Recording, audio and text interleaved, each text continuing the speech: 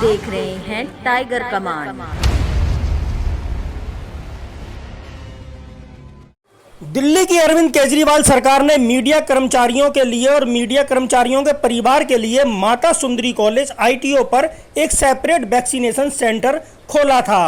अब उस separate vaccination centre से ही घालमेल सामने आने लगे हैं और वो भी घालमेल एक पत्रकार के साथ हुआ है।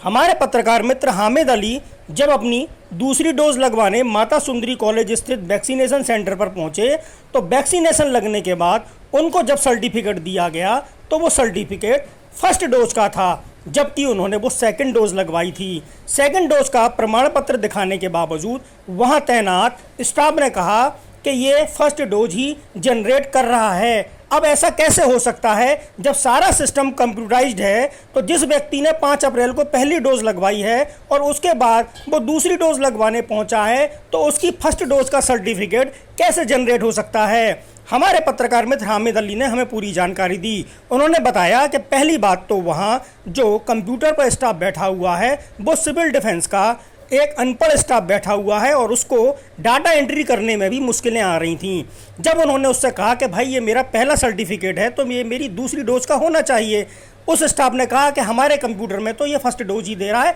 हम आपको फर्स्ट डोज का ही सर्टिफिकेट दे सकते हैं। अब ये कैसे हो सकता है कि दिल्ली के अंदर ही एक व्यक्ति अपनी फर्स्ट डोज लगवा ले और जब वो दूसरी डोज लगवाने के लिए जाए तो उसको फर्स्ट डोज का ही सर्टिफिकेट जनरेट हो जाए?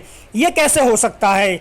ये मुमकिन नहीं है। लेकिन वहाँ तैनात स्टाफ ने इस बात का कोई जवाब नहीं दिया और हमारे पत्रकार मित्र भौचक्के रह गए कि आखिर मीडिया कर्मचारियों के मीडिया सेंटर पर ही जब ऐसा घालमेल हो रहा है तो अब पूरी दिल्ली के वैक्सीनेशन सेंटरों की जांच करनी चाहिए कि कहीं ऐसा ना हो कि जैसा मध्य प्रदेश में हुआ है, जहां एक एक आधार नंबर पर 2-2, 3-3, 4-4 टीके लग गए और उसके बाद जब उनकी पड़ताल की गई तो ये सारा घालमेल सामने आया।